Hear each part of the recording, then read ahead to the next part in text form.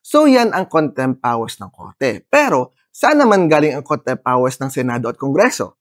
Bakit may kapangyarihan ang Senado at Kongreso to cite people in contempt hindi naman sila Korte? Ayon sa Section 21, Article 6 ng 1987 Constitution, ang Senate or House of Representatives or any of its committees ay may kapangyarihan na magsagawa ng inquiry in aid of legislation.